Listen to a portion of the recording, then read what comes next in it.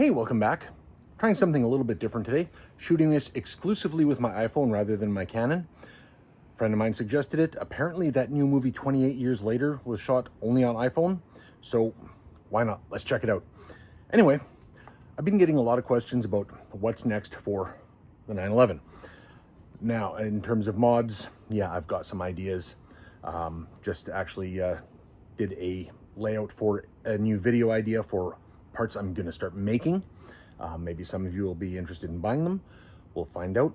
But before I get into too many more modifications, there are some maintenance items that need to be dealt with. Maintenance, of course, is not sexy. It's not fun, but it is necessary to keep any car, especially a car like this, running well and doing the things I love it for. So let's see what I've got coming up that I do need to do. I probably will make videos of them because everything's a video, but we'll see. So what we're going to start with is headlight switch.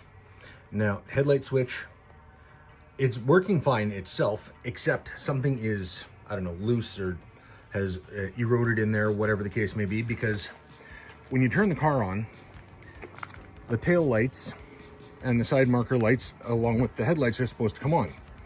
Now, both headlights do come on just fine, but this side marker light and the passenger side tail light do not come on.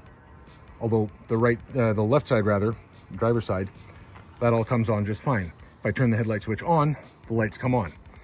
Now, the only thing that the tail light and the marker light share in common is that switch. So that is our most likely culprit. Now, when I do that, I'm going to do the ignition switch as well, because they're in the same place. I got to remove that knee pad at the same time to get them both done. And my ignition switch is starting to stick, which means when I start the car, I have to actually physically turn it back to the run position. Otherwise it stays in the start position. Not the best thing. Now this, definitely a modification, not really any kind of maintenance, but something I really want to do, inspired by Dave's Gallardo from DDE. This is a backup camera. Really great for parking, of course, just because it's really tough to see where the back of the car is, even with the GT2 style wing. So my head unit is 2 years old, maybe 3. It's got an HDMI in. It's fully accepting of a backup camera. So that is something on the list. I'm not sure when I'm going to get to that, but eventually. This O2 sensor.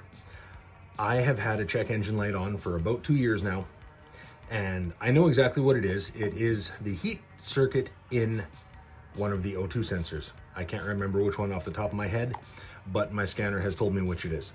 So definitely something that needs to be done just to get that stupid light turned off. The car runs perfectly fine. It just runs a little rich until the cat warms up the O2 sensor enough. I'm also thinking about maybe gutting the cats, so do that definitely at the same time. Latest thing that has been happening, this is the oil pressure sender unit. Not to be confused with an oil pressure sensor. This actually sends the oil pressure to the gauge, not just letting it know whether or not there is oil pressure within a certain range. Now, the weird thing that's been happening lately is I've been driving along and randomly my oil pressure gauge will spike and the oil pressure warning light will come on. Did some research. This is the most likely culprit. Also possible there's a screen inside the oil filter housing that can get clogged. So I'm probably going to order one of those as well, replace that while I'm at it. And then this. This is not something I'm going to do myself. This is something I'm going to leave to people better qualified than myself, probably Darren. This is the transmission pan. I've got the filter in here as well, but transpan gasket, that's leaking. Definitely not a good thing.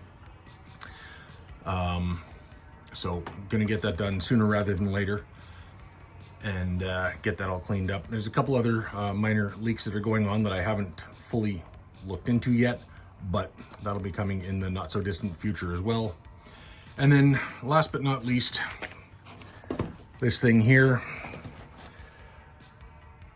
My head unit has Sirius XM. I love listening to it. Beats the hell out of Spotify in my opinion. But I've been for about a year now getting warning that the antenna, there's no signal. So gonna have to take care of that. Tried taking care of it once, but I couldn't figure out how to remove the head unit itself from where it's secured. Back when I did the spray on the center horseshoe inside the car that actually covers the head unit, I tried taking it out, but for some reason there's something on the left-hand side of it that's securing it, and I couldn't figure out what. And needless to say, I'm not interested in breaking anything. But that is definitely something.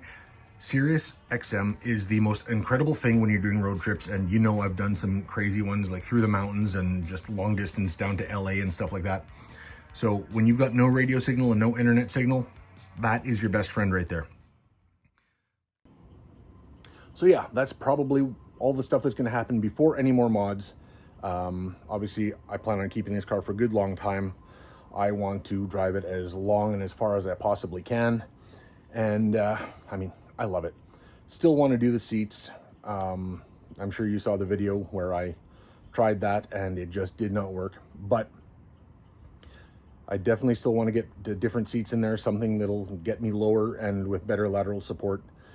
I'm going to be trying a couple of different measurements to see what I can actually fit into, and we'll go from there. But anyway, just a quick little update. I know a lot of you have been curious about what's coming next as far as modifications go, so I figured I'd give you the lowdown. Anyway, make sure to like, subscribe, share.